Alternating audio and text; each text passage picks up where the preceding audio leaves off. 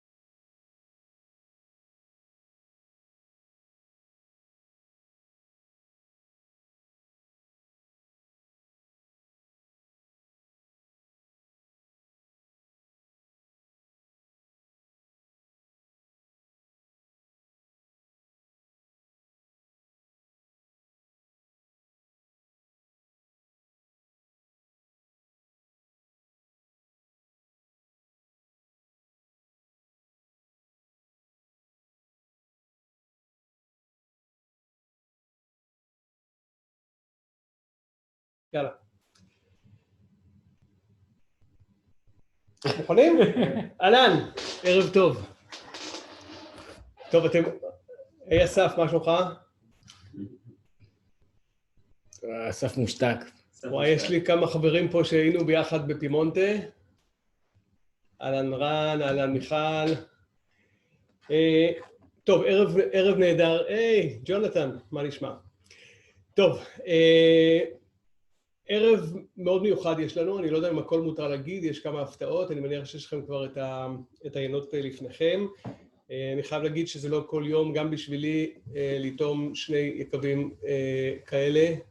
זה כיף גדול, זה משמח מאוד, זה מרגש שבישראל אפשר למצוא ברולוטו, אפשר למצוא קשיטה דלה רוזה, זה לא יקבים שאתם מוצאים בכל מקום. אז ישראל הופכת להיות כשאר העמים.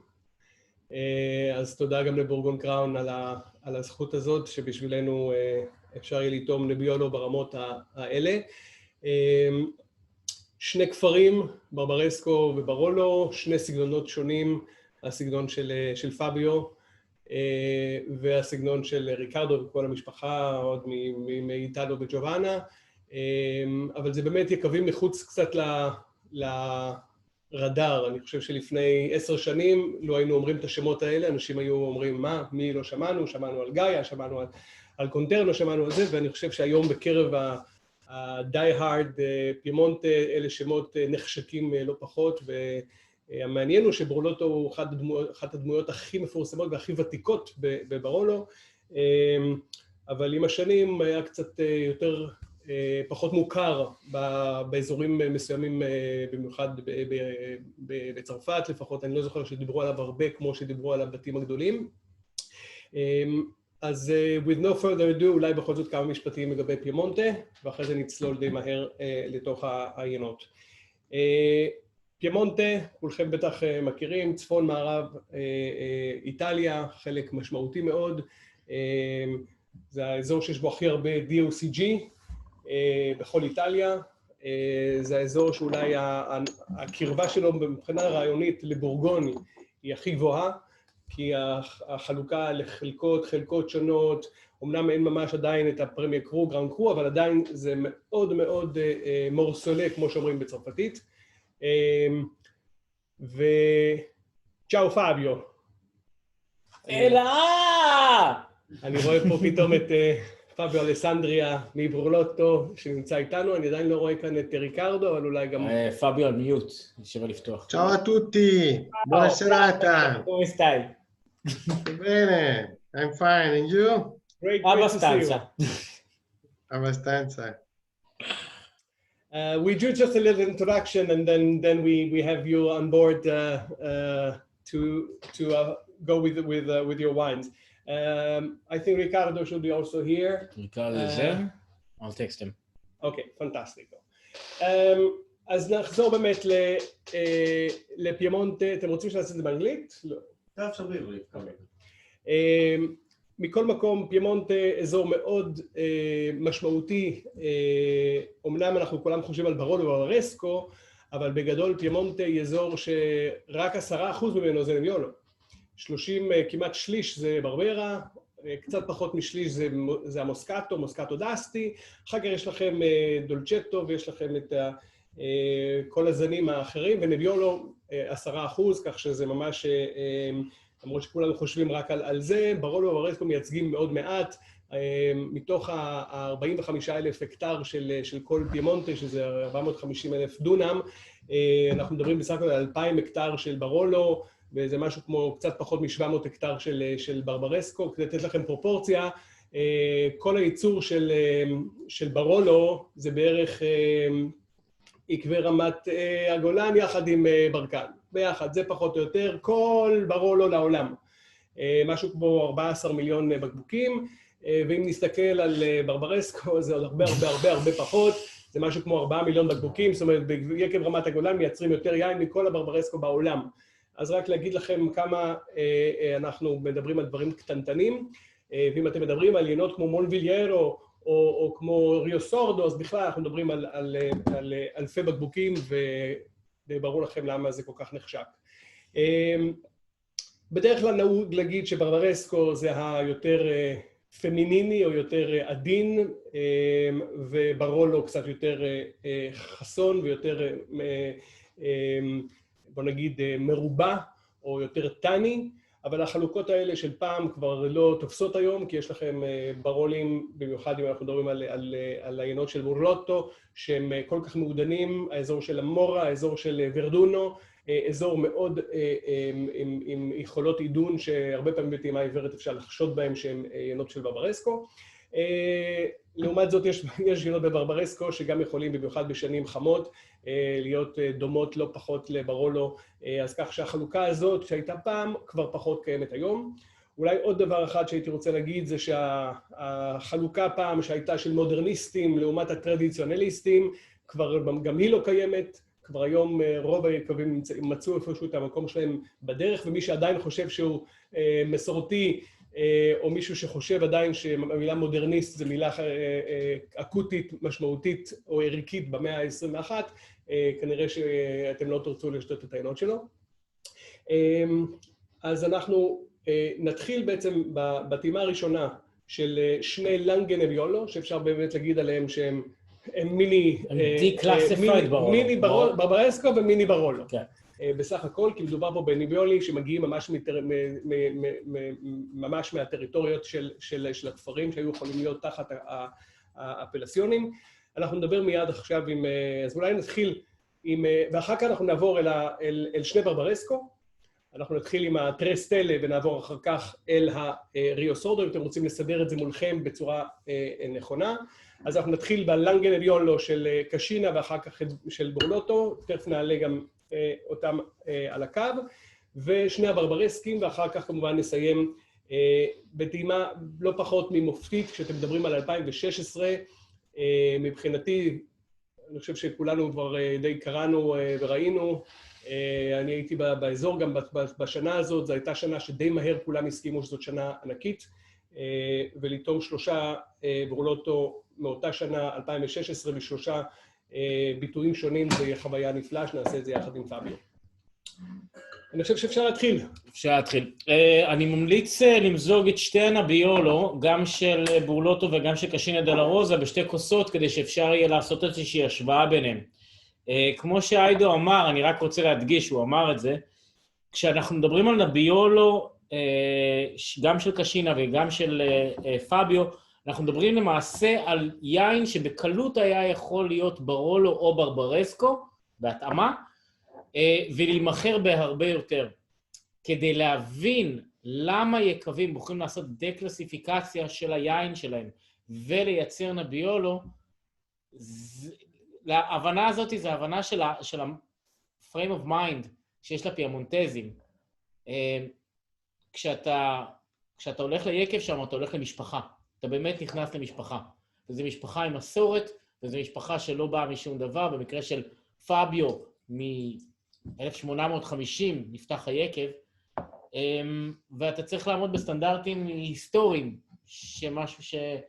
זה קצת יותר חשוב מחשבון הבנק הרגעי שלך, בתפיסה הפייאמונטזית. Anyways. Fabio, let's have you on board. Yes. Adesso parliamo in una lingua che puoi capire, inglese. I'm not sure, Luca, you know. Do you remember how is my English? Ma sai... Abbastanza bene, no? Sì, abbastanza bene. È buono per l'italiano. I'm not sure. And, you know, it's quite a long time I don't speak anymore in English, you know. Nell'ogni caso, se vuoi, posso tradurre. Non c'è nessun problema. We can try in English, so it's more easy for everybody. If they don't understand me, you can help me, no? חברים, מדובר על פאביו, היינן ומי שמוביל את יקב בורלוטו, per quanti tempo tu sei il capo del Burlotto? I'm not the capo. Winemaker, enologo. Around 20 years, we can say. So 25 years, it depends. Officially from 20 years, 22 years, but already 25 years ago, I started to help the family. All right. Is Ricardo here? Ricardo told me he will be a bit late, okay, but he'll be yeah. here in about 2 minutes. Okay, so we are tasting now the Langhe from Burlotto. I think it's 2019, right? And we are tasting the Langhe from Cascina della Rose 16. So it's 2 different vintages. I don't know what you would start, Fabio. You have the possibility to choose. Probably we start with an 18 because it's the younger one. Okay. Probably. I don't have I never tasted the Langhe Nebbiolo Cascina della Rose 16, so I don't know how is the wine. But speaking about Langhe Nebbiolo, maybe you can start with the 19 and after pass to the 16. So, אני רק רוצה לומר, למרות שברברסקו וברולו מאוד מאוד קרובים אחד לשני, הבציר בברברסקו הוא בדרך כלל שבוע עד 10 ימים, לפעמים שבועיים לפני ברולו, אוקיי? מה שאומר שכשאנחנו מדברים על 2005, שזה שנת הגשם, ברברסקו לא הושפעה מזה בכלל. למעשה קשה למצוא בצירים בעייתיים בברברסקו ב-20 שנה האחרונות. Ho spiegato un po' sulla differenza sul tempo di vendemmia tra Barolo e Barbaresco. If you can, Fabio, would you survey the difference between 16 and 19, secondo te? But they were quite different, both very good vintage, very good boat, but slightly different. If you want, 16 was more easy in the vineyard because the weather was always sunny.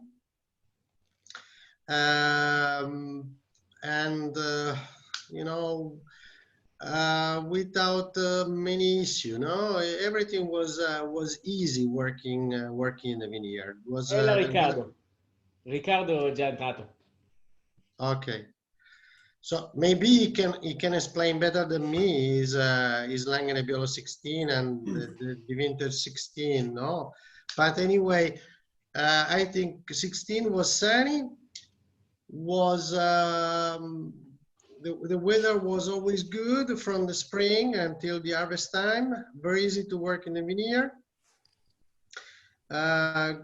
And summer was warm, but without any peak.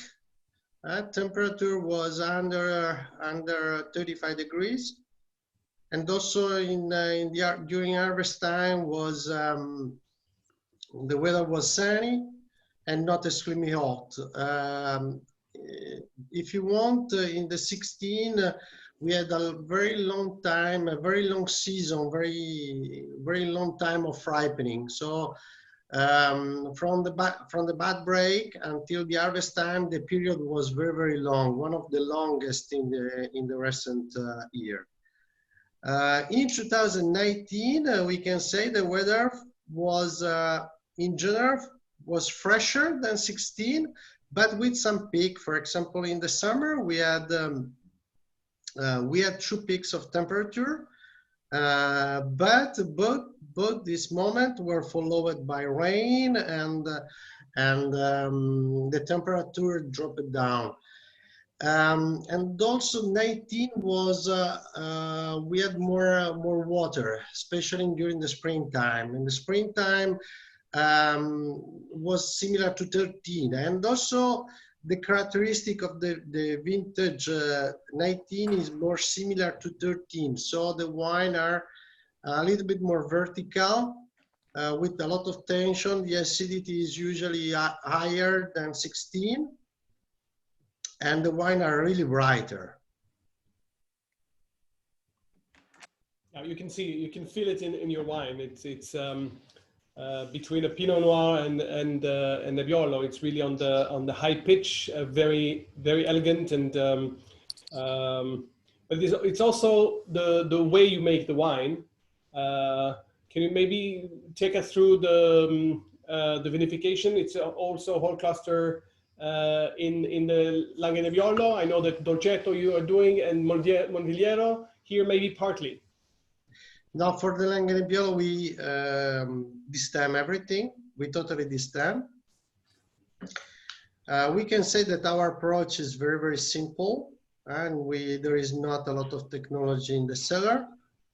The grape for the Langhe Nebbiolo are totally destemmed, and after the juice is sent to the open vat tanks where the fermentation takes place by gravity. So we don't pump the juice.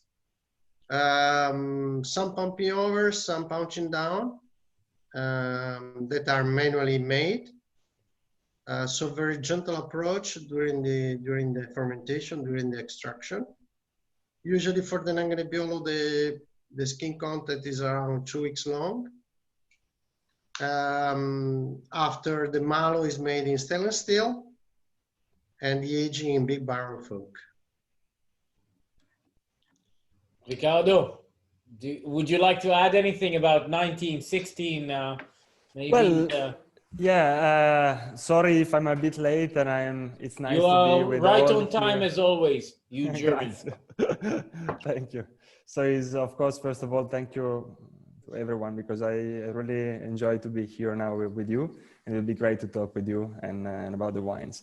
So yeah, I totally agree with Fabio, because 2016 and 2019, I think they are both pretty outstanding vintages.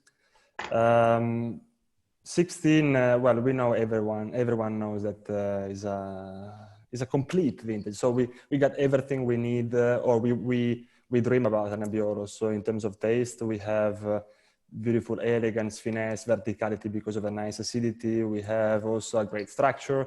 So it's all we are dreaming about Nebbiolo combined together.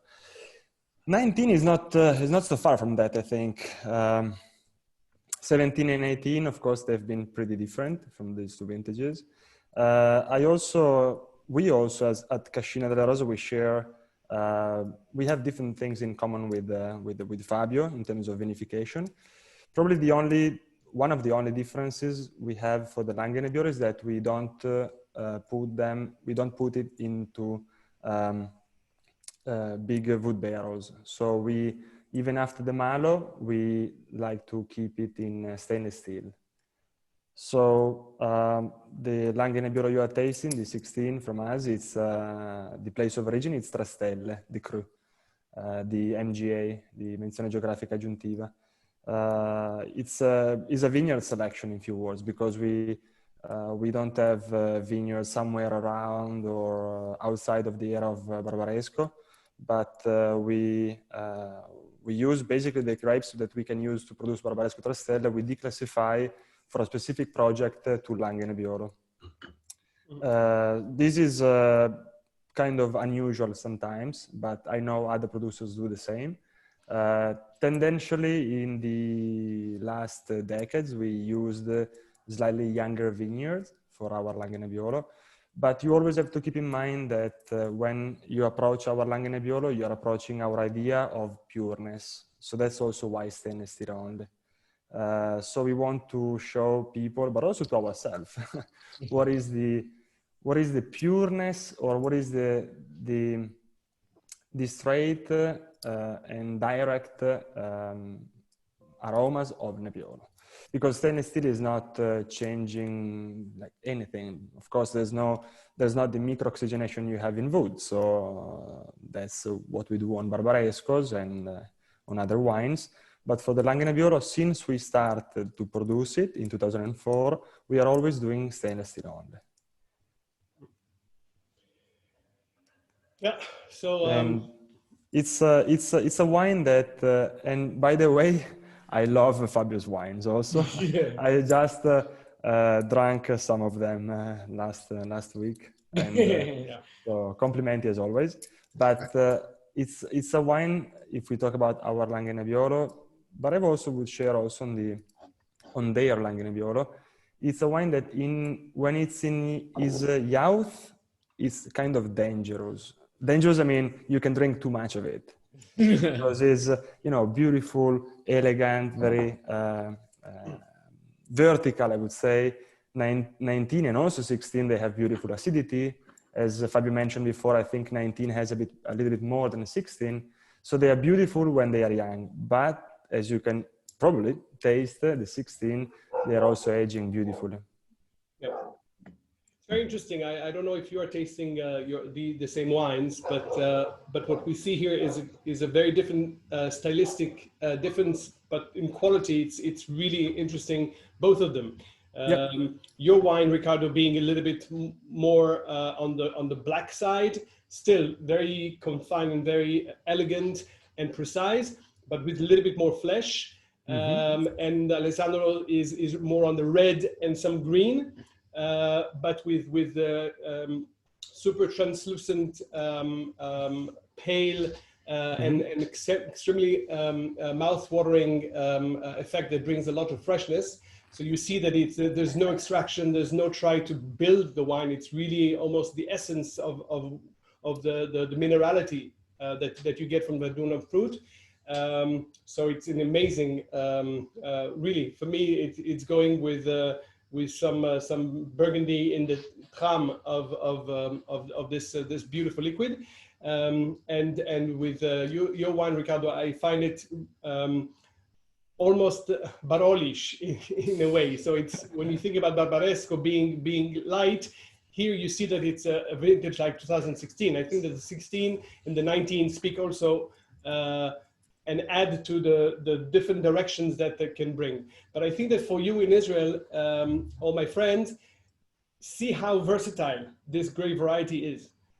You can get really two expressions, and this is, of course, from two top producers, but still it shows different directions. It's not monolithic and not monotonic as sometimes we might think. If I can add, Haido already regarded this point. It's easier sometimes to separate Barolo from different villages on a blind tasting than it is to say if the wine is Barolo or Barbaresco. The reason is because Barolo is made out of two valleys of different ages and different characteristics. This is Barolo. Barbaresco is made out of different types of land, but it is vertical. It depends on the height of the coup that will say if the land is older or newer. So it's very different. It's more difficult to find lines in common for all the Barbarescos than it is to find, for instance, lines in common with Verduno or La Mora or Serralunga in Modo Grosso. Do you agree, Riccardo? Yes, I do. Depends a lot on different vineyards, of course. I can speak better about Barbaresco, of course, because I live the area, even if we are so close, of course, and I know pretty well also the Barolo area too. But of course, yes, I agree with you. Also, if you compare Barolo and Barbaresco, there is a difference in I think the biggest also difference beside the subsoils is the weather, because the microclimate is slightly different. It's a bit warmer here in Barbaresco, tendentially. Some areas of Barolo are also closer to Alta Langa, so they get like a bit cooler winds coming down from Alta Langa. We are closer to, let's say, in direction of Asti, Alessandria, which is more flatter and warm area as well. So it's a bit warmer here, but definitely, yes, I agree with you. Yeah. Also, in the case of Verduno, there's also the influence of the Tanaro in when you look at the Mordigliero, which is also the same case with Barbaresco. So there's also some similarities between these particular, if you take it, for example, to Serralunga or to Monforte, which are really the opposite way. So maybe a few words that you can say about the influence of the river. Fabio, maybe start with you. See, you're right. The microclimate in Verduno is similar sometimes in some part of the area of Barbaresco, because we are closer to the river Tanaro. And the Tanaro is making like a fresh breeze, fresh wind of air that especially during the night drop down the temperature. So especially in Monvillero, that is the northern vineyard that we have in Verduno, and the northern in Barolo area, so it's the closer to the river Tanaro. And especially in Monvillero, because Monvillero is totally southeast exposed, so it's quite warm during the day. But during the night, because also this kind of breeze, the temperature dropped down a lot. So we have a big diurnal exchange of temperature that maybe can explain a little bit the character of the wine made in Monvillero, no?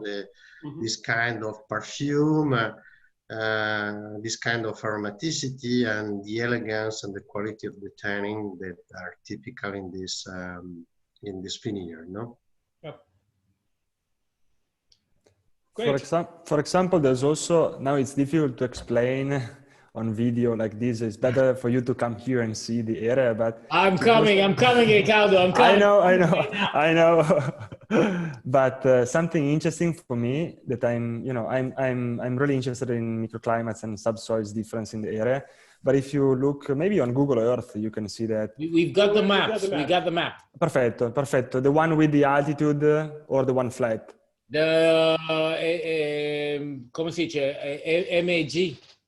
Okay, so yeah, basically in Barbaresco we have, you know, what means langue. So no, we have this kind of tongues of lingue, no, that goes in direction of the Yeah. Barbaresco towards the Tanaro River, tendentially.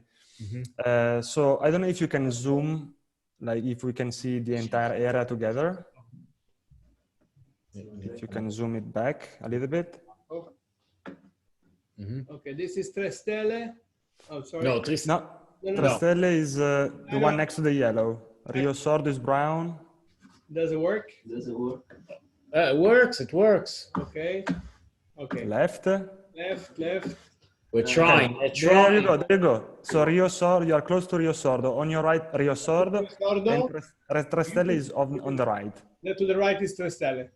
To the right. To the right. Yes. Down. Yeah. No. Perfetto. There you go. There you go. Above it is actual Trastelle.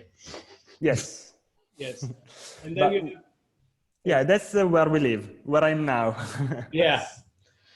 So, Bastardo. yeah, grazie. So basically, what I want to tell you is that Barbaresco, if you compare to Barolo, we have the position of those, imagine like a tongue that goes down in direction. So we have the hilltop that goes down tendentially with the valley, you know? So these tongues are orientated in a different way than Barolo. You can see that very well when you drive up to La Morra, for example. Luca, you know, it's, you can see there's the ridge of Verduno, La Morra, then of course Barolo, and then you have the one from Serralunga and Monforte. So it's a bit different, and also that influences a lot the microclimate, I would say. We are differently orientated than Barolo. For example, the wind, of course, in this way will be different. We have in common a lot of things, but also many things are different. But even, I know this is for, especially for a wine geek like you know, to dig into these special things like about the different crews. And definitely there are some also important and historic one that you can really find the fil rouge between the vintages and between the producers as well. So you can pretty recognize a single crew. A little disclaimer, Ricardo and I were part of a blind tasting that to educate ourselves, we used to meet up once a month and try wines from all over the world blind. And so we had many nights of big discussions. And lots of wine, of course. and also wines. Yep. There is a question? Yeah, just one thing more. You know, many times when we speak about Nebbiolo in Barolo, as Luca said before, we use the name declassify, no? Because usually the grape comes from vineyard, where usually we produce Barolo or Barbaresco, and sometimes we produce Nebbiolo, no? But for me, it's important that a good Nebbiolo is different than a good Barbaresco or a good Barolo, no? You know, at the classify Barolo and Barbaresco as a Nebbiolo, we in our culture, the Nebbiolo should be a wine totally different than Barolo or a Barbaresco. So Nebbiolo is not a bad Barolo or a bad Barbaresco. So it's not a wine that it doesn't have the enough quality, no? So we call Nebbiolo. But for example, what we do in the cellar, so in our property, we decide during the harvest or before the harvest, in which part of the vineyard we take the grape to produce the Nebbiolo, because in the cellar we do different things, because for us Nebbiolo should put in evidence the freshness, the purity, the fragrance of the Nebbiolo. While from Barolo, of course, we try to take all these kind of characteristics, but we need also more the complex. We are looking forward to have more complexity, a little bit more structure, more deepness in the wine. So in our cellar, what we do for Langhe Nebbiolo is totally different than what we do for Barolo. And, you know, we cannot compare. Yeah. And it's also, in your case, it's very interesting that you bring it up, because the way you make Barolo and the way you make the acclivi is also different. So the style that you're looking at, the basic Barolo, which is still one of the best in the whole Barolo region, but still you find Breri, I think, right, to be the core of this. So it bring it's more approachable young than what you can have for acclivi, which normally requires a little bit more time, isn't it? Yeah, you're right. We try, you know, our idea is to, especially in the wine, in the vineyard of Verduno and Canubi that we know for a very long time, we try to really understand the vineyard. And in the case of single vineyard, we try to adapt the vinification for the character of the vineyard. Yep. While for the Barolo, where we do the blend, of course, we do a different blend for the Barolo Classico and than Acclivi.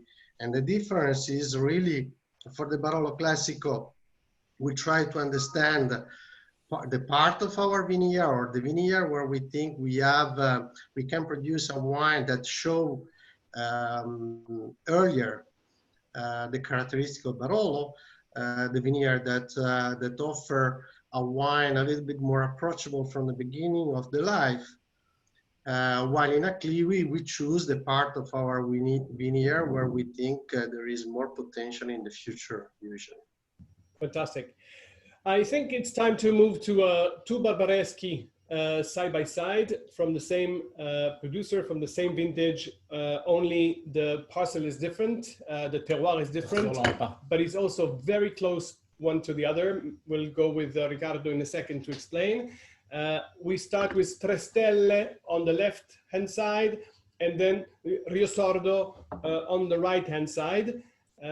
So please have them ready. And what an honor to do this together with Riccardo and talking about the difference of terroir in the same vintage, 2017. Maybe one word about 17, Riccardo? Sure. One? Just one? Ciao. No, okay. So maybe a bit more than one, but 17 was not an easy vintage, I would say. You can find, in my opinion, my personal opinion, in 17, you can find probably the best producers, like in the most difficult vintages, like can be, I don't know, 2002, 2003, in some ways 2014. So the most challenging one are probably also the most interesting one to find the best producers of single areas. It was difficult because we started with a not too cold winter. We had an early bud break, so let's say the plants started to grow up, to restart their life cycle quite earlier. And suddenly, in all Southern Europe, arrived this kind of cold weather. In some areas, freezing weather, so ice cold. And so that was a challenging time because the shoots were already out of the plant, and in some areas the temperature went down even below 0 degrees Celsius. So that's a problem because it will literally burn the shoots, and so some people were affected by this trouble. After this, before and also after Easter time here, we had hail, so hailstorm. I can say we have been miracle because in Tre Stelle and Rio Sordo we didn't have any hail at all, which was really a miracle because it's not depending on us. But some areas lost maybe up to 90% of the crop in some few areas. So it was a challenging vintage. Some people started to think to give up already in May because of the condition of the weather. So it was tough for everybody, because also for us, if we leave the area, we work with the vines, if we see other people suffering from hail, it's also tough for us, even if we don't have any hail on our vineyards. You know what I mean? Emotionally, it's something really bad. But this was the start, because then in the summer, it turned out to be a very dry and pretty warm summer, but especially dry. At least here in Barbaresco, we almost have not seen rain for the entire summertime. It was an anticipated harvest. Of course, as always in recent vintages, the canopy management was fundamental in 17, so to keep shade for the grapes. I personally would say also was very important the position of the vineyards in 2017, depending on how much water reserves you have on the ground. We noticed here in the area some of really important vineyards. They have been pretty affected quite hard by 17 vintage in the summer, because maybe they were, or they are so steep. And so the few rain we got was immediately drained down. So it was a challenging and tough vintage, but I can say at the end, for what is concerning ourselves at Cascina delle Rose, we have been pretty surprised, or maybe better to say happy about the result, or satisfied about the result. Because to be honest, we were expecting, well, okay, every vintage, before the harvest, when we think it's almost the time to pick the grapes, we start to do single vineyard analysis, like lab analysis, to see what is the real development of each single parcel.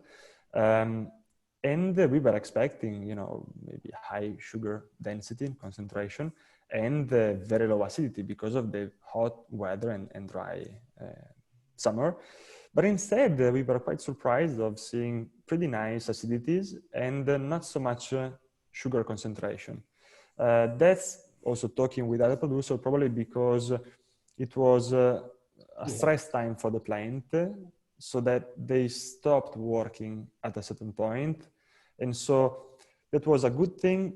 And of course, there are the two sides of the coin, let's say, in terms of full ripening. If we compare a vintage of like 16 and 17, there's almost no comparison, because 16 we have full ripening of like phenolic ripening, tannins ripening. 17 was different. So the ripening was not great as it was 16. But again, as I mentioned before, we are really, really happy about 17. It's a vintage that, I mean, tasting it, it shows also, I don't know how to say, but probably it's not called that, but brightness as well. So it's almost a juicy vintage. I don't know if you tasted, or if you remember, if you tasted 2015, 2012 in some ways, but 2012 was, in my opinion, a little bit more, in some ways a little bit more rustic at the beginning than 17. So we are really, again, as I mentioned, pleased with the vintage. Maybe it will be a vintage to enjoy younger. Yes, I don't know if I can speak a little bit about the difference. I don't want to be annoying, so tell me when I have to stop talking. But you are not annoying.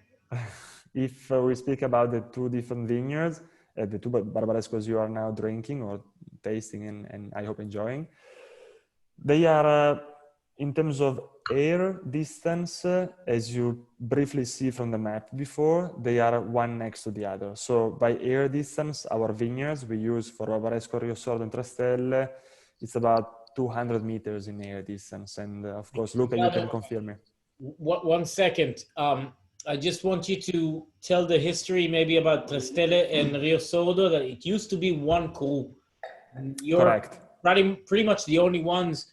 I think there's another one that makes Trastelle apart from you. Mm-hmm. We are the only one producing Barbaresco Trastelle at the moment. There are two, maybe three other producers there, but they are not using the single crew. They are not keeping it separated from other vineyards. Rio Sordo, well, we have to say until 2005, Rio Sordo was literally including Trastelle. So instead of what is now, as you can see on the map, Trastelle on the right and Rio Sordo on the left, they were both together and they were called the Rio Sordo. Rio Sordo is probably one of the oldest. If you see on the old maps of Ronelli, or there was Rabaia, Asili, Montestefano, Paiore, Rio Sordo. The first name was Rivo Sordo.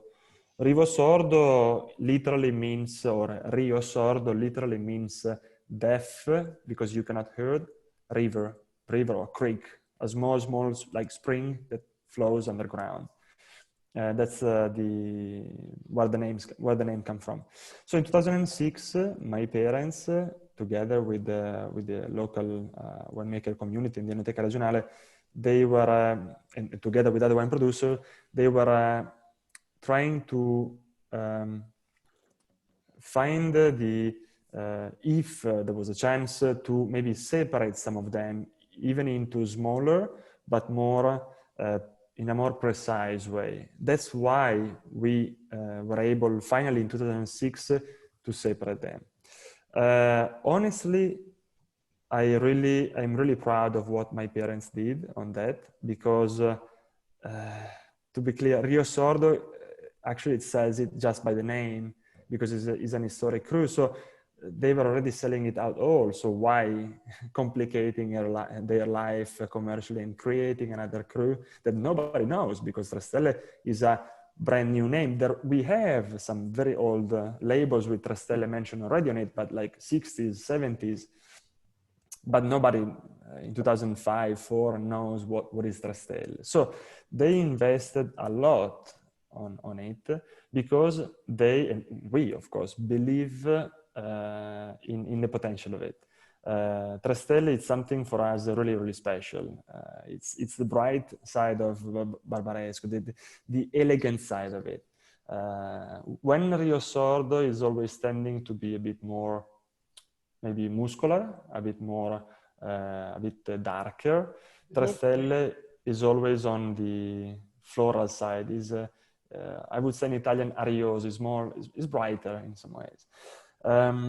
So they started to, they were already in the past vinifying it separate. That's why they knew they were different. But at the end, because of the law, they were putting them together into the Rio Sordo until 05. From 06, instead, you can find Trastelle and Rio Sordo. Yeah, that's... Do you have more clay in Rio Sordo? I would say so, but mainly the subsoils are pretty similar. We are talking about marne di Sant'Agata fossili laminate, in Italian, sorry, I don't know in English, but marls, mainly composed by some sandy vines, clay, limestone. So the subsoil is probably the same. What I think make the difference is the thickness of the soil on top. Always imagine that when you walk into a vineyard, of course, you're walking on the soil, and then you can have 1 meter, 5 meter, 50 meter of soil, depends on the area. Sometimes you have, like, for example, in Trastelle, we have on average, maybe 50 centimeter of soil. It's very, very thin. Luca, you know, it's very kind of white, very thin soil over there. Rio Sordo is a bit more, I would say, also, you can see the plants are a bit more vigorous, a bit more intense in vegetation. There's about 1 meter of soil on top of the subsoils. So in Trastelle, tendentially the plants have to work a little bit harder than into the Rio Sordo. And definitely there's more bluish limestone on top into the Trastelle. Rio Sordo has more clay, yeah. But this is in general, because then sometimes what I love, and it's also crazy about Lang, is that maybe you take as a reference one single parcel, you see from top to the lowest part is different. Yes, for sure. I was working in the Barbera 3 days ago, we were replanting some few babies between the old ones. And it was impressive. In one part you see, when you do the hole into the soil, you see some more sand coming out. In another one, you see more clay. So this is the beauty of Lang.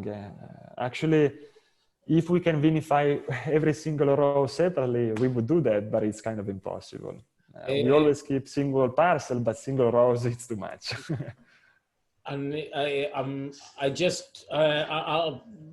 Paolo in Ibraikov per un momento. Sure, yes. קודם כל רוצה להסביר לכם, אתם רואים על המפה את זה באופן שטוח, אבל אתם מדברים פה על מין גיא שעובר שהפער הוא, אני קרוב ל-100 מטר, אני מניח, אם לא קצת יותר.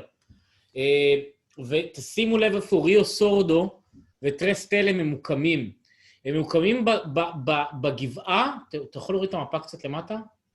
הם ממוקמים בגבעה הכי חשובה והכי מפורסמת של הכפר ברברסקו, אוקיי? זה מתחיל בפורה, עובר לאזילי, שאולי הקרו הכי מפורסם שיש בברברסקו, משם עובר למרטיננגה, שהוא... לא, בדיוק הפוך, בדיוק הפוך. כן, לעלות. אז אתה... עוד?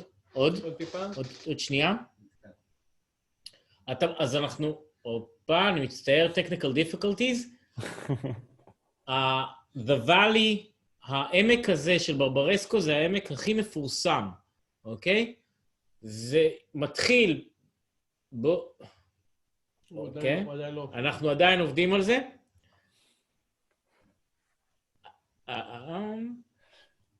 אוקיי, go down. Go down? Go closer? אוקיי, תתקרב קצת? יופי. Excellent. יופי. אז מתחילים פורה, אזילי, מרטיננגה. מרטיננגה זה אחד מהמונופולים היחידים שיש בברברסקו, אם לא היחידי, שייך למרכזי דגריזי, משם לרביה. אתה יכול להעלות את זה עוד יותר? להעלות את זה עוד יותר? זה לא הזמן. אוקיי, וריו סורדו. היום גם ריו סורדו וטרסטלה. אנחנו מדברים על עמק שנמתח 100, אולי 120, 130 מטר למעלה. אז יש הבדלים משמעותיים. ומה שהאחים האלה עשו, ריקרדו ודוידה, הוא nothing short of extraordinary. אתם יכולים לראות פה שתי עינות שנעשו באותם שנים, ואני אמרתי, לחשתי לאיידו ברקע, המבנה הטני הוא שונה בתכלית. זה נקודה ראשונה שרציתי להגיד. נקודה שנייה, לגבי 2017. את זה אני אעשה כבר באנגלית, אם לא אכפת לכם. So I'm going to make a little bit of a point. I made a point about Rio Sordo, now I'm making a point about 2017. Normally, in 2013, 2016, 2019, you have a time for Dolcetto, a time for Barbera to harvest, and a time for Nebbiolo. In 2017, everything was condensed into 2 weeks, 3 weeks. You have to pick everything at the exact right time, because this was the hottest year since 2003. But the professionalism of the families and the wineries, their lesson from 2003 created a very balanced wine, even in 2017, maybe not for long aging, but still. Nebbiolo, Barolo, and Barbaresco. Sorry, so that's what I had to add. Yeah. Grazie. Yeah. And again, Fabio wants to talk. Yeah, look, let me say one thing. So usually, you're right. Usually, when the vintage are warm, the wine like Barbaresco and Barolo are more ready to drink from the beginning, are more approachable, and usually the life is not so long. With 17, I will be not so sure about this. I think that 17, it depends, of course, on the wine. It depends on the producer. It depends on the vineyard.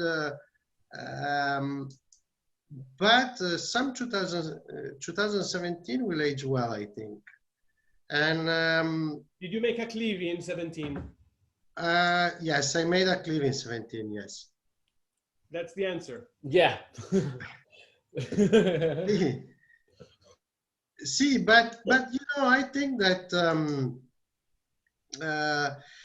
today is normal, no? We have to do because wine is very complicated, and sometimes we have to generalize and we have to make make group, no? Group of character, no?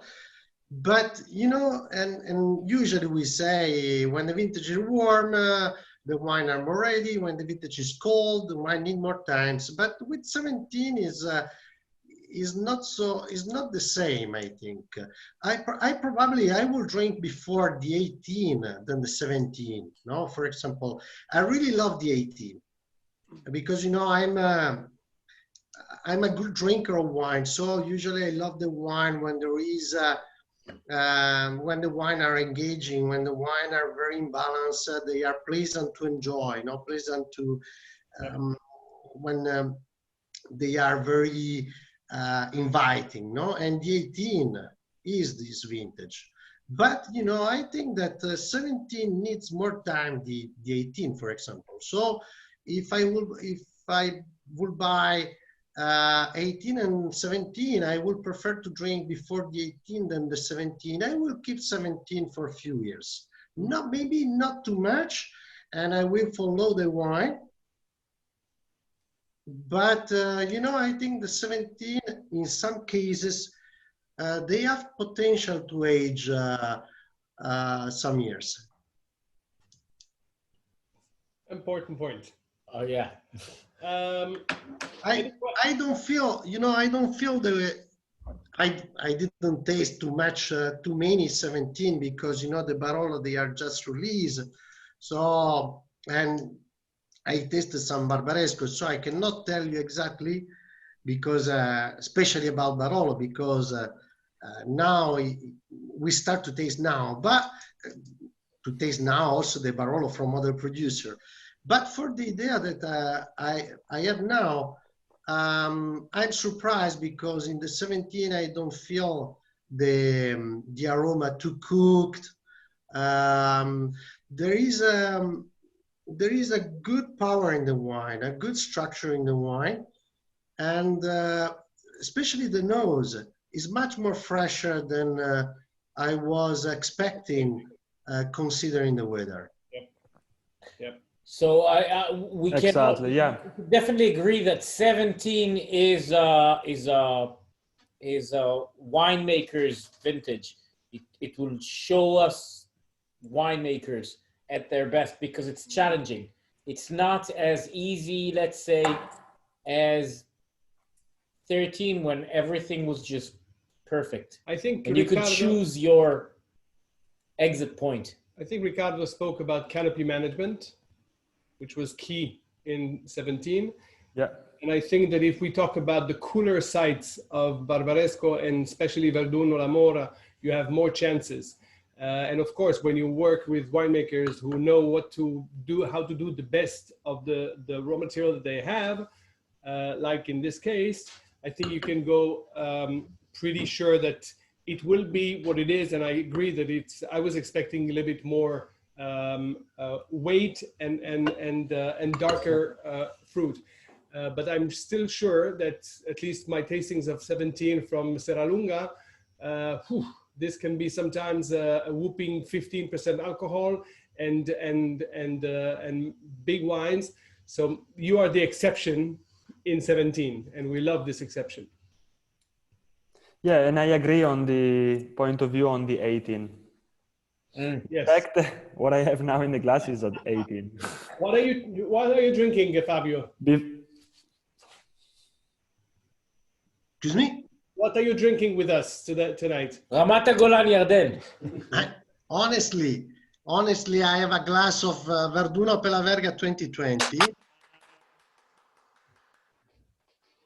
because you know we are preparing the wine, so I try to taste as much as possible. Fabio, mettila un case, un casa. Va bene. All right, Ricardo, please stay with us. We're moving now to a trio. Sure. a trio of Fabio, a trio of fabulous Baroli from the same vintage, same property. This is, in the world, you don't find much. The ability to make a horizontal of these three crews side by side, especially not with the presence of the master himself. So Barolo on the left-hand side and Acclivi on the right-hand side. Later on, we will add, if you have 3 glasses, of course, you can pour the 3, but if you have only 2 glasses, let's leave the Monvigliero to conclude, because this is a masterpiece. So let's start. See, we anticipated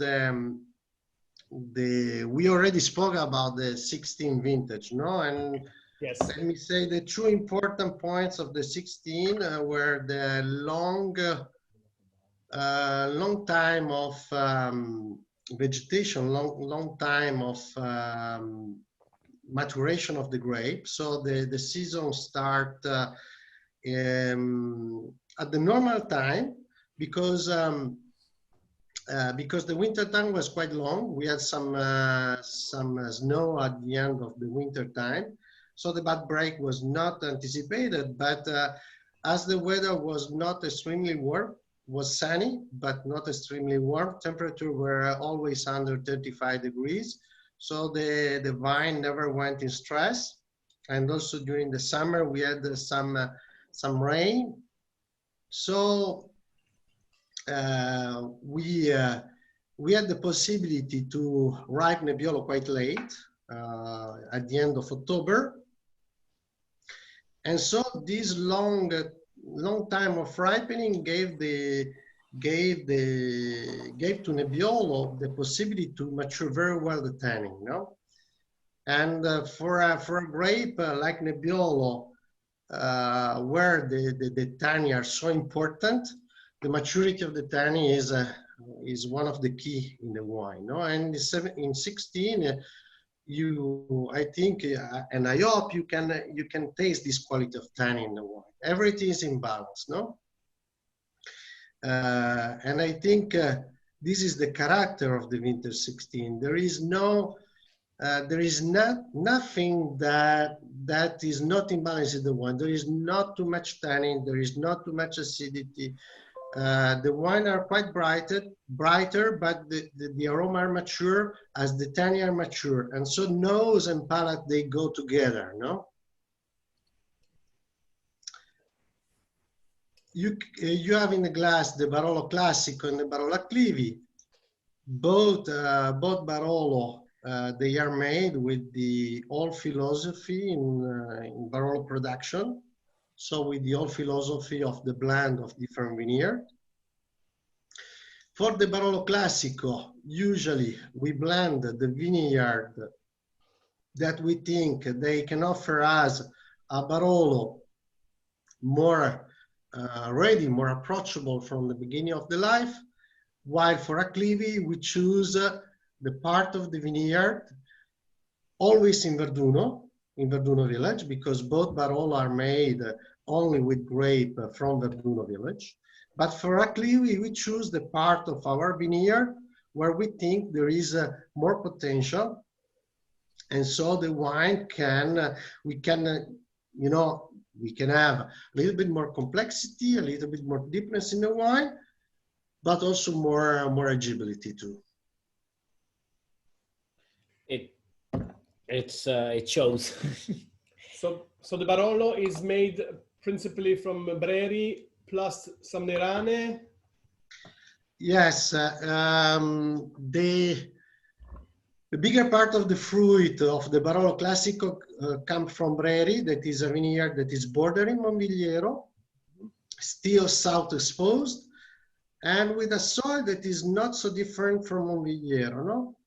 And so it has Monvigliero, usually Breri offer wine that are very Verduno type, no? Very Verduno, that give really the idea of the wine of Verduno, because they are very aromatic, very perfumed, and in the palate they have this kind of lighter style.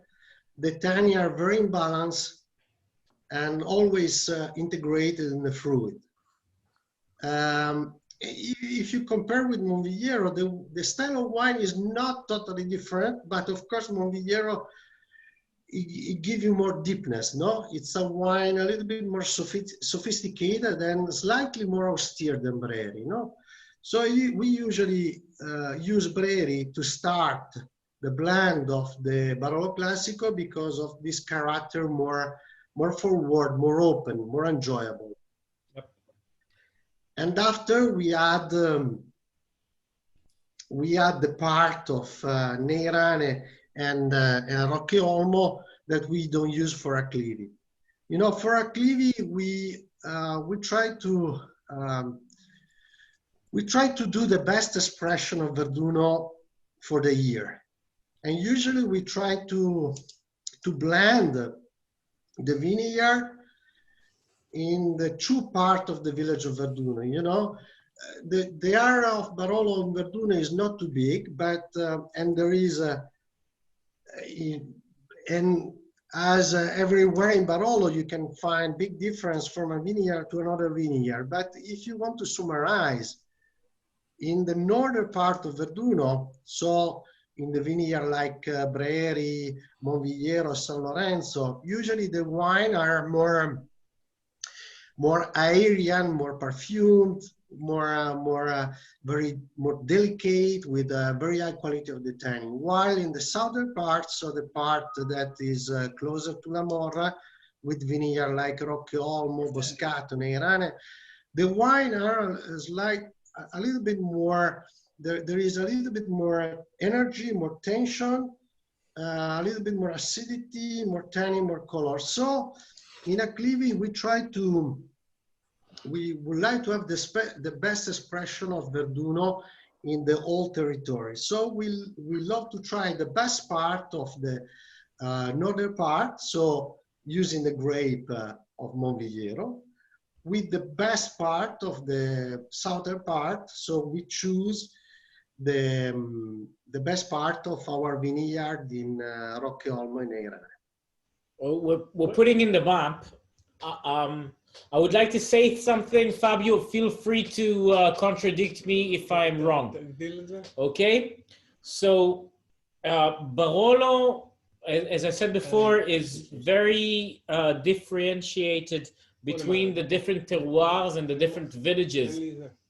It's really easy, to a certain extent, in Barolo to know what village the grape comes from.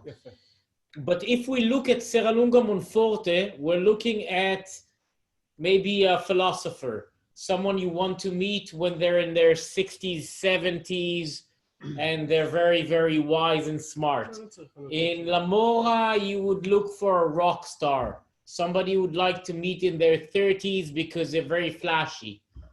In Verduno, it's a prima ballerina. Verduno is the ballet dancer of Barolo. I personally, it's not that it doesn't age or it doesn't age well. I personally love its freshness. I would prefer drinking it when it's, let's say, 10, 15 years old and not wait more than that, personally. Yeah, but I'm happy to have a 71 Brulotto. I will never say no to a Brulotto. If anybody wants to invite me for a Brulotto, I will not say no. Or Cascina della Rosa, Riccardo. Luca, let me say one thing. You're right. The Barolo made in Verduno, they are like a prima ballerina. Yes, they are lighter in feet. They are more aerian, more suave. Yeah, for sure. This is the character of the wine in general made in Verduno. But let me say, there is I think that in Barolo and Barbaresco, sometimes there is a misunderstanding. Now, many people think that a Barolo or a Barbaresco to age well should be very tannic and very aggressive in the beginning of the life, no? And after, with the aging, the wine become more soft and more imbalanced. Let me say one thing. you know, a great wine is great from the beginning of the life. And the balance for the agibility of the wine is really an important factor. And you know, it's easy to say, this wine is tannic, it aged well, but it's not always the case. I tasted so many Barolo and Barbaresco, very tannic from the beginning of the life, that that diet still tannic, you know. Yeah. Well, it's the method of extracting the tannins, la macerazione, il tempo di macerazione, come si fa la. It's how you're doing the crushing, the steaming. Not only that, Luca. Not only that, because you know, the quality of the tannin. It's important, you know, the quality of the tannin born in the grape. So also the origin of the vineyard is very, very important. Of course, how you work in the vineyard, it's important too for the quality of the tannin. As you said, if you are very aggressive during the skin contact, it's easy that probably you get a wine very tannic, very tannic and more aggressive. But you know, as you can see, tasting different vintage, you can know that some vintage, they are more imbalanced comparing to other vintage. Like if you taste 16 or 17, you can understand that the quality of 16, it has more quality than the tannin of the 17. And this because it was born in different condition. Yeah, for and sure. This is due to the climate, and this can be due also, speaking about vineyard, the soil, that sometimes push the tannin to be very aggressive. I think if we go to this, think Burgundy, and the difference between a Pommard, a Nuit Saint-Georges, a Chevrolet Chambertin, and a Chambol Musigny. And you can go in Piemonte from Serralunga, Monforte, going to Barolo, going to La Mora, going to Verduno. It really goes in a way that it's not about the extraction. It's not about even in the vintage. It's the soil. Of course, the man can immediately overpower nature, but I think that it's here. And maybe I will tell my friends here in Israel. Many people believe a great wine needs to be measured in weight. I think the most important is that great wines are measured by length, not by weight. It's not how heavy the wine is, it's how long the wine is. And I think that when you taste these wines, and we're talking about Barolo, so you can imagine all the stereotypes that you have from Barolo, and we tell you that it's 16, and all the stereotypes of 16 being almost perfect, nearly perfect vintage. Many people can expect a big wine. And I think that the strength of this wine is not about the weight and the strength of it, but rather in the intensity, which is Aryan, which is really, and I can tell you, by the way, the tasting the regular Barolo, which is, by the way, is one of the best Barolos there is, but even the regular one is stunning. It's not less than stunning. When we're not even in the Monvigliero, I think that the florality, the rose petals, the elegance that you have in the simple Barolo is already really pretty stunning. And this is before we go to the Acclivi. So I don't know how you feel about it, but this is a great tour de force from me. How you make these wines sing longer, not only being heavier. Now, this for us is very, very important, no? The power is one of the elements in the wine. But for our ideal wine, as you say, the length and the balance as the aromatic aspect, they are really important too. and for me, more important than just the power. The Acclivi, you saw the difference, of course. If you have a free glass, please have your Monviliero now, and let's compare this to the Acclivi. In my case, it would be side by side, but of course, then we'll resume and compare or talk about the three aspects. So Monviliero is an exception because this is a single cru. In your case, it's an expression of one site, which always from the three parcels you have is always changing. It's not one or two that always make it to Monviliero, right? It's more the quality of the tannin of the raft of the stems. Yes, yeah, because for Monviliero we work with 100% of cluster, and in Monviliero we have tractor of veneer.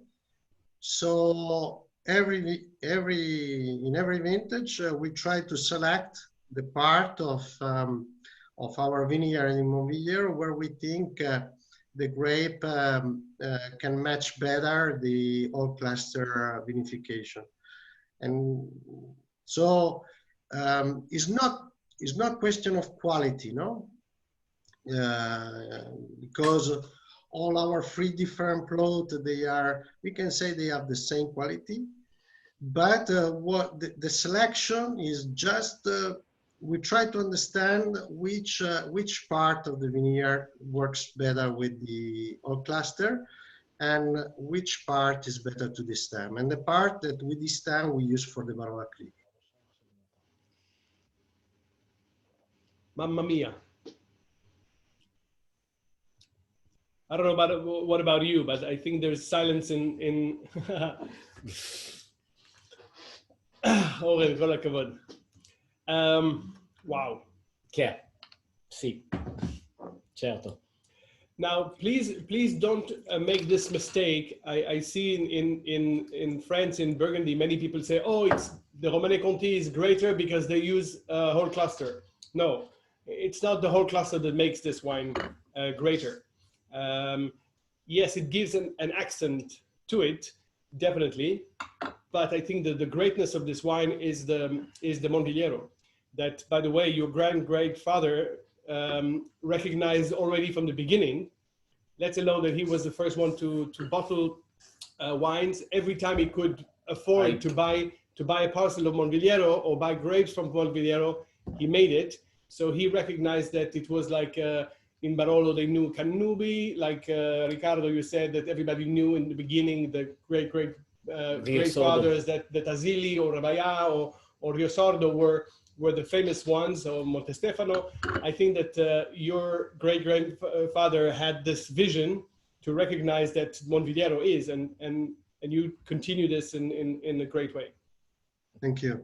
What I want to, for people joining us, the discussion about Monviliero, I just want to give a side note. Monviliero is by far the most famous and important cru of Verduno.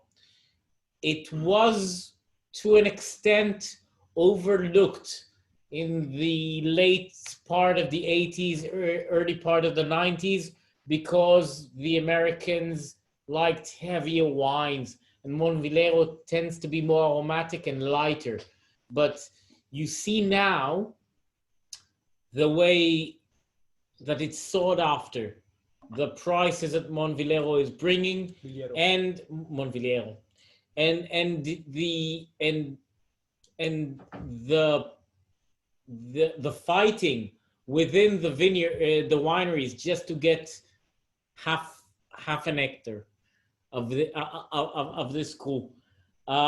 It's bringing it back onto the world stage, well, somewhat unfortunately, not for you and Fabio, but it makes it a little bit harder to buy a Monviliero. Yeah, but it should be. It's hard also for me now. Yeah, so Just look at the transactions just in the last 3 years.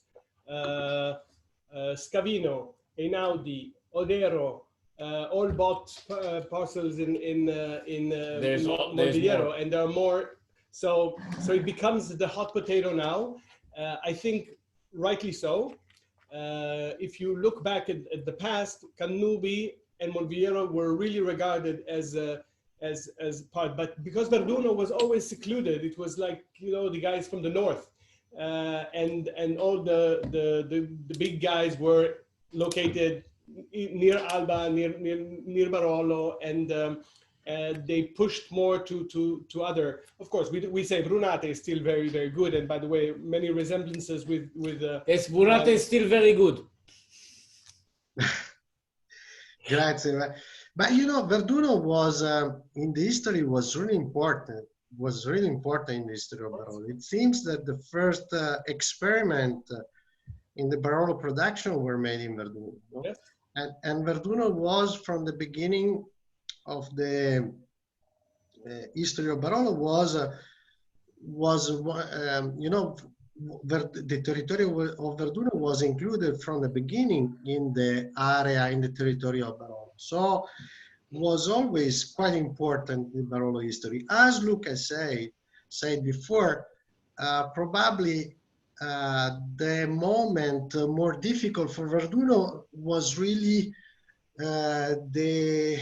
during the vintage 80s or 90s, because of the market was more the market was looking for wine bigger and darker and James Suckling and also with a style of production more in the modern style, let me say, while in Verduno usually the producer of Verduno maintained a style or very traditional like us, or a little bit more modern, but never too modern. No, so usually always the wine of Verduno were showing more elegance and finesse because of the soil, because of the microclimate, because of the intention of the producer than some other villages, no?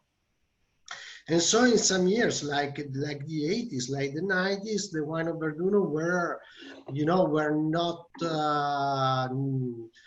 Sought after. Exactly. In high demand. Exactly. But look at it now. Everything is has changed. Thank God it did. Because the thing about Heido keeps mentioning Burgundy, and it's not a curiosity. He's mentioning Burgundy because Pinot Noir and Nebbiolo are brothers. Okay, they reflect terroir better than any other grape, red grape that I know of. There's not a lot of grapes that you can try one cru and another cru and know exactly the difference and feel the difference. The secondary metabolism of Nebbiolo is so delicate that even minute changes change the outcome, the end product. And that is why I personally love Langhe region, the Barolo Barbaresco region, because it has memory. The wine has memory. It remembers where it grew up. It remembers the sun it received, and it remembers the soil. And for me, this is beautiful. I agree. I just don't agree that it's only a unique case of Nebbiolo and Pinot Noir. Money. Cabernet Franc, Syrah. I mean, give me a great terroir with a great producer, and a great variety that really is fit to, and they sing exactly the spot in which they are. So it's not the particularity of Nebbiolo. I agree with you that in Nebbiolo, to make such quality of Nebbiolo, you need to be humble as a winemaker. You need to have a terrific terroir to make these, and you need to have the understanding of of what is the framework in which we can work by the vintage and the terroir. And when you do this, I know that it sounds easy. It's the most difficult task for each one of you. But I think that this is exactly what makes your wine so incredible, Fabio. And it's not because of whole cluster. Many people would say, oh, he's making whole cluster, I will make whole cluster. And they would probably fail because you had this understanding even in Monviero, what every year, which were the parts that could go through this. So this is not a technique. It's not a, a recipe.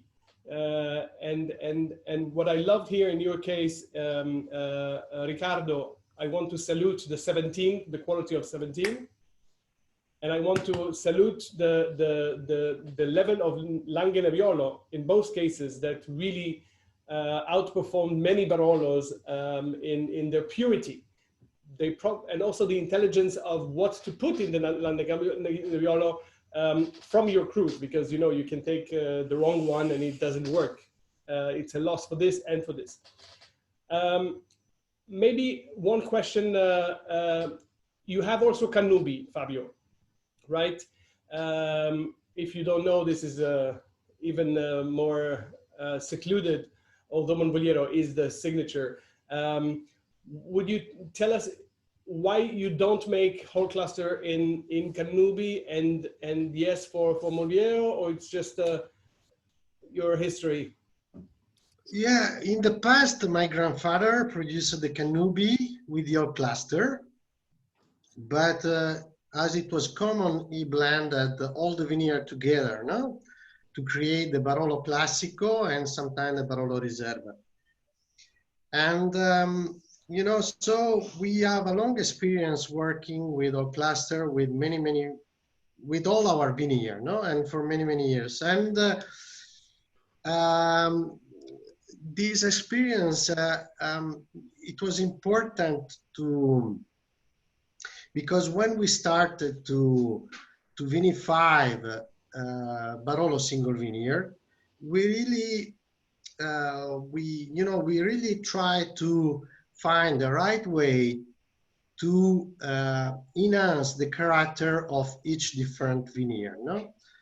And so, for our experience, Monvoliero was the vineyard that with more consistency worked better with the oak cluster.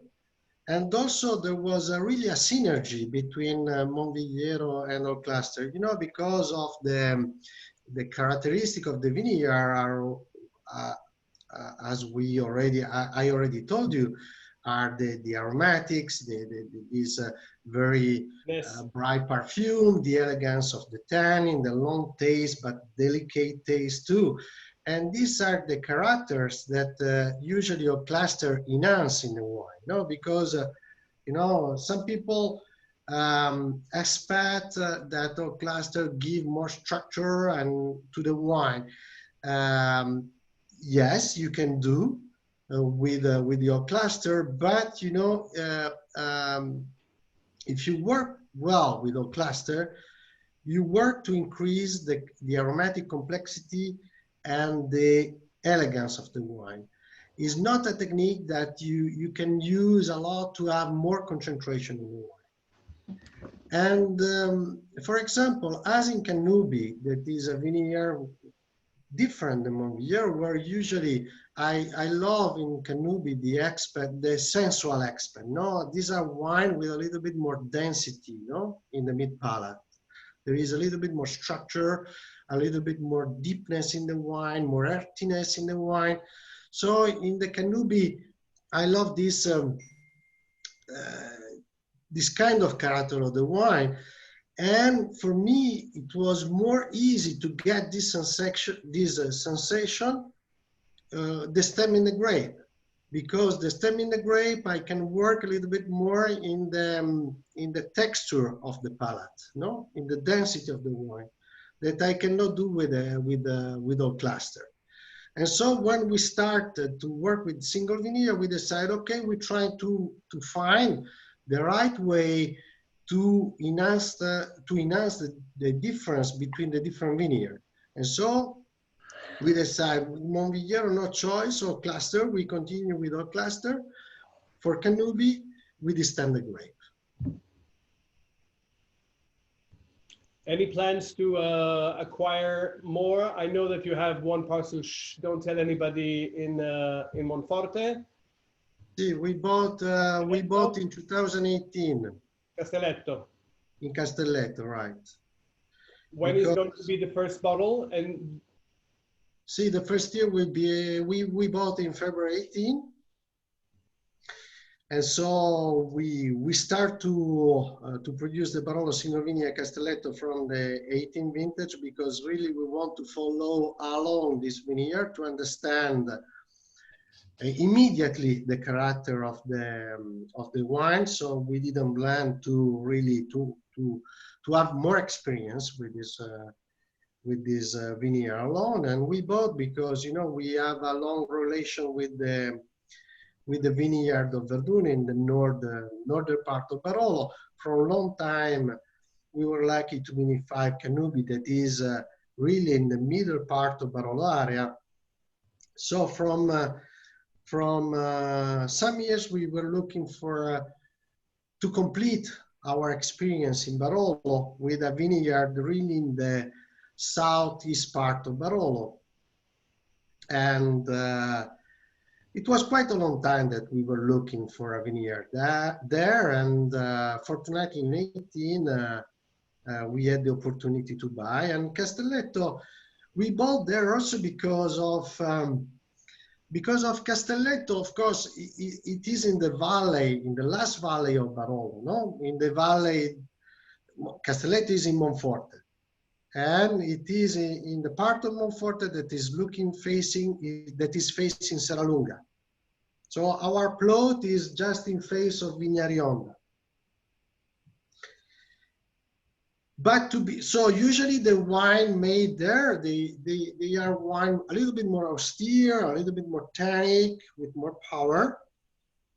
But Castelletto, to be there, is one of the vineyard there with more elegance, no? Usually the wine of Castelletto, they are quite bright, because Castelletto is a vineyard quite high in altitude, and it is southeast facing, so it's quite fresher microclimate. And it's in the valley. It is in the valley. It's quite product, and usually the wine made in Castelletto, they are, of course, structured, austere, but with a touch more of brightness and elegance. So we thought that it was a vineyard that really can match better our style of wine, our ideal wine, our style of vinification. So 19 would be the first one, and you are going to label it separately? No, 18.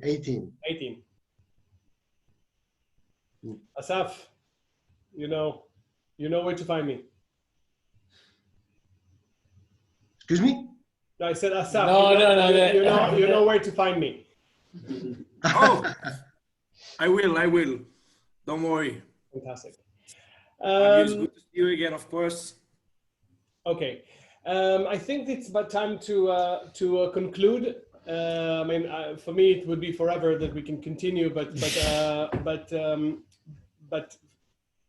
I think, I mean, for all of you at home, it's not every day that you taste wineries like Cascina delle Rose and Burlotto, each one with the maybe shorter history in the case of Cascina, and a long famous history from the royal families. And I mean, you can read it in books. It's Burlotto is really a legend in Barolo region, but still you have new blood, understanding that the exceptional terroirs need to be highlighted from the beginning.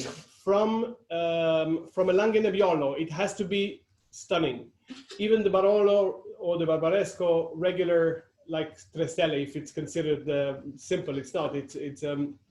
I think you see the difference in style in both cases that were driven by the vineyard and the terroir and not by the style. I think that you have the calcareous, more Aryan side of Trestele to the little bit richer soil that you have in Rio Sordo, and we can find it in the wine. You could feel it, a different structure. And in the case for you in Fabio trio of Baroli, you have from for me it was the biggest surprise is the quality of the entry level Barolo. It already defined what is going to be there, and then it was maybe the Acclivi is going in a peak in terms of volume, and then it goes again to be lighter in body in Monvillero, but in Monvillero you have this phenomenal length. I don't know, we measure in France in Caudalie, the Caudalie of the Monvillero is out of this world. It's a perfect wine for me, and I'm lucky to be with you here today, so thank you for this experience, and thank you, Ricardo. Please say hi, and thank you, grazie. I would like to thank Ricardo and Fabio again. People, you have to understand the honor that we have received by having Ricardo and Fabio with us, because these are the two hottest names in Barbaresco and Barolo regardingly. Come si dice?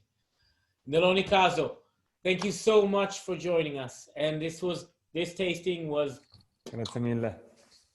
Thank you to you for inviting us. It was a pleasure. We'll see you in Piemonte very Alla soon. prossima volta Grazie. una birra ad Alba. No beer, a good glass of wine. Sognatori! d'accordo. Ciao. Dopo la degustazione. ביי, thank you.